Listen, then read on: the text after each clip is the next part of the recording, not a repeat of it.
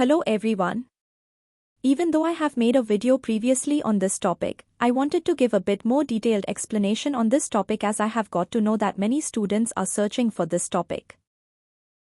Before knowing about the mechanism of hormones action, we must first know what hormones are. Hormones are the non-nutritious chemical messengers which are released in trace amounts. Hormones are released by glands called endocrine glands, which are also called as ductless glands. Endocrine glands are of two types based on distance from the target organ. They are paracrine glands and autocrine glands. And there is other type of gland which is heterocrine gland. Coming to paracrine glands, these glands are present in close proximity to the target organ, and the best example is hypothalamus. Hypothalamus is the endocrine organ that produces releasing or inhibiting hormones that acts on pituitary gland which is near to source organ. Next is autocrine glands which release hormones that act on themselves, and the best examples are some of the gastric hormones that act on themselves like gastrin, villikinin, etc.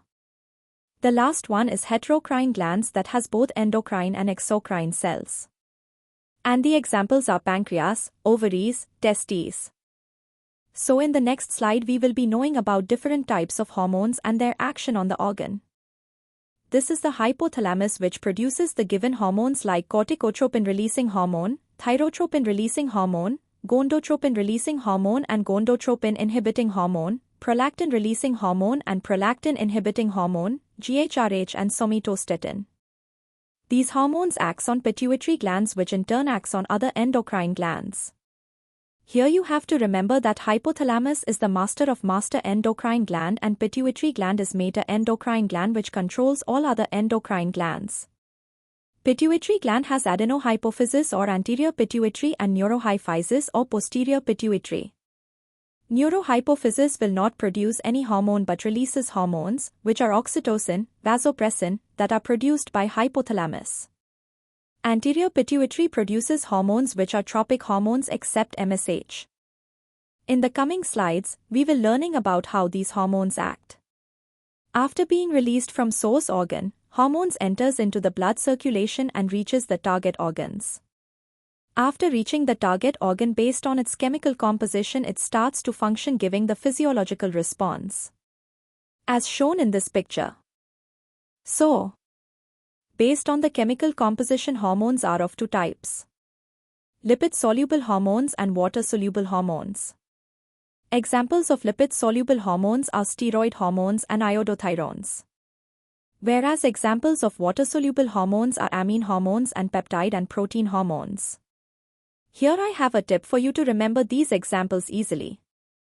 Just remember examples of steroid hormones and T3, T4. Other than these all other are water-soluble hormones. Finally I have placed the pictures for you to understand better. Lipid-soluble hormones can cross the lipid bilayer as both their composition is same. After entering into the cell lipid-soluble hormones binds with intracellular receptor and that leads to new protein synthesis. Whereas with water-soluble hormone as they can't cross the lipid bilayer. They bind with membrane-bound receptors.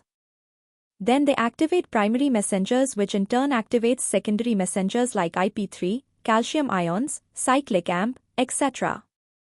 This leads to physiological change as a reaction to hormone receptor interaction. I hope you have understood the topic today we have discussed.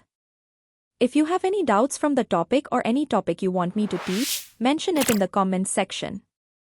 Please do like my video, share and subscribe to my channel.